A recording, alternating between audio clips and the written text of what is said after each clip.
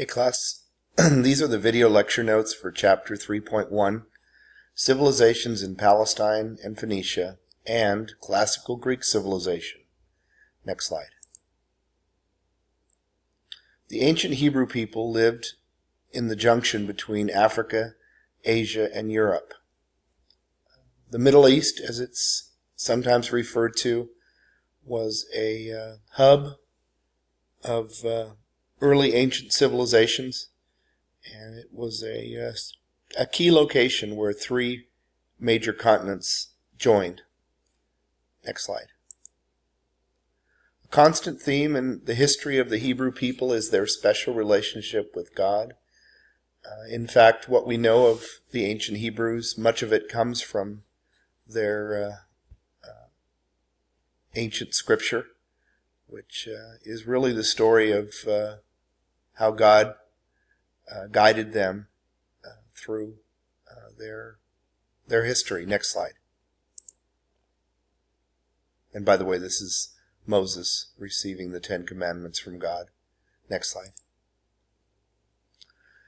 Abraham was a patriarch who made a covenant with God circa 2000 BCE.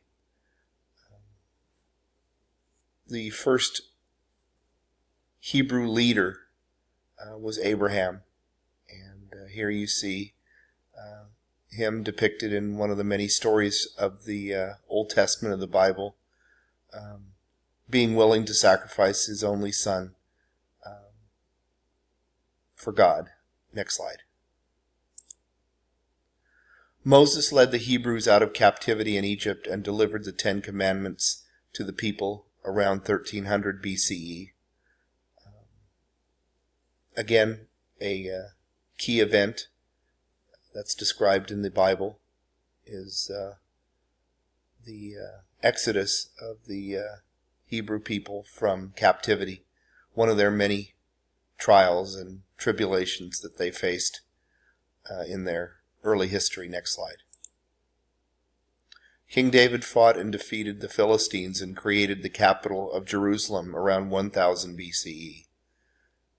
The Hebrew kingdom was born right around this time. And again, here's David defeating Goliath in that epic battle. Next slide.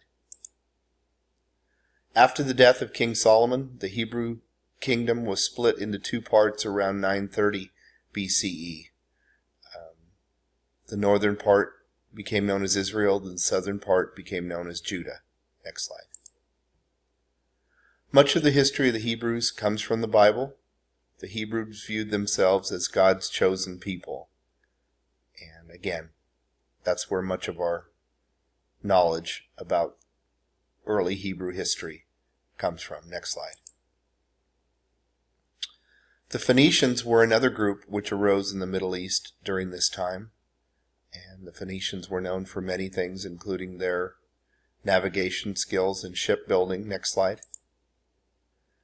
The Phoenicians were known as the best mariners and traders of the ancient world. Here's a map of the Mediterranean region showing the routes that Phoenician merchants and traders traveled through that part of the world long ago. Next slide. The Phoenician alphabet formed the basis of Greek and Roman alphabets. The Phoenician alphabet is the root of the alphabets of those two great cultures. Next slide. Greek city-states were the first civilization to develop on the European continent starting around 800 BCE. This civilization arose around the Aegean Sea in the southern part of Europe and became the foundation of the first European civilization. Athens and Sparta emerged as the two leading Greek city-states, and these two city-states would dominate the events of Greece for centuries. Next slide. The Greeks combined to repel an invasion by the Persian Empire around 480 BCE. For much of Greek history, the city-states, which were independent, would often be in competition and warfare between each other. But in response to a threat from the east, from the Persian Empire, the city-states of Athens and Sparta and many others joined forces to defeat the invading Persians. Next slide. The Peloponnesian War was a war among the Greek city-states. It ended in 404 BCE with Greece weak and in disarray. Again, lots of turmoil in Greek history, lots of warfare. These Peloponnesian Wars weakened Greece and made it susceptible to conquest. Next slide.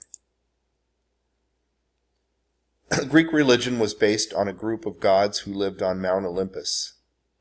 These gods have lived down to us through the writings of the Greeks. Zeus, Hera, Apollo, Athena. Other Greek gods have been passed, and their stories have been passed down to us and are a big part of Greek culture. Eventually, many Greeks abandoned the gods and began to focus on rational explanation of events. The Greeks were among the first people in the world to seek to explain their surroundings through scientific reasoning rather than relying on faith and superstition to describe things. For example, one of the attributes associated with the Greek god Zeus was his ability to throw lightning bolts. And many people believe that this was used as an explanation to describe something that the Greeks really couldn't describe for themselves. But that would change. And the Greeks became among the most inquisitive of the ancient people of the ancient world. Next slide.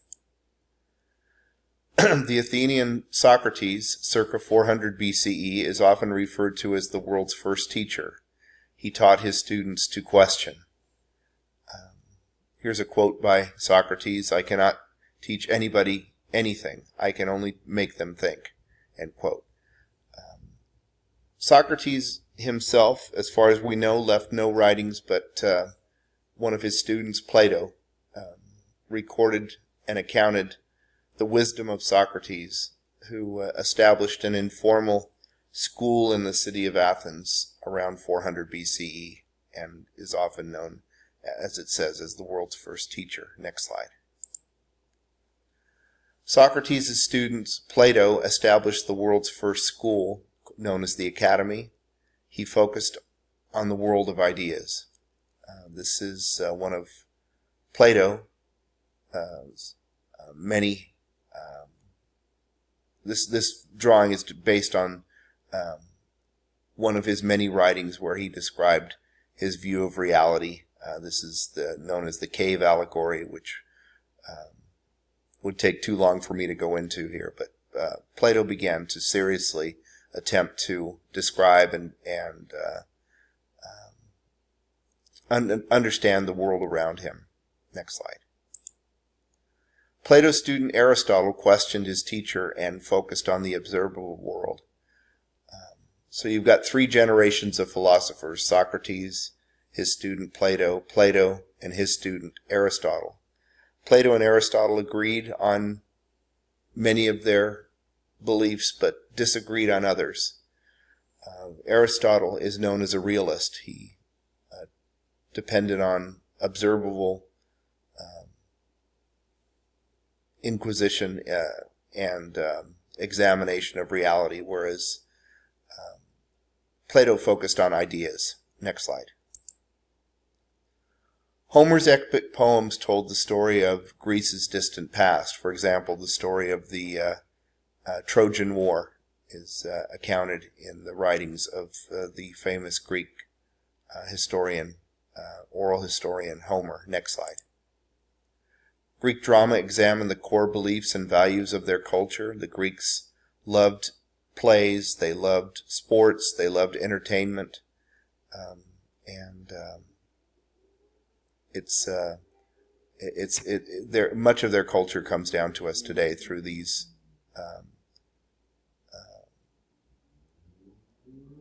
remains. Next slide. Herodotus and Thucydides pioneered the writing of accurate history during Greece's golden age. Herodotus chronicled the Persian Wars. Thucydides chronicled the Peloponnesian Wars. And the Greeks valued history as much or more than any culture of their day. Next slide. Greek culture, set the stage for Roman civilization. The Romans would adopt much and build on much of the Greek culture that came before them. Next slide. And that's it for chapter 3.1. Talk to you later.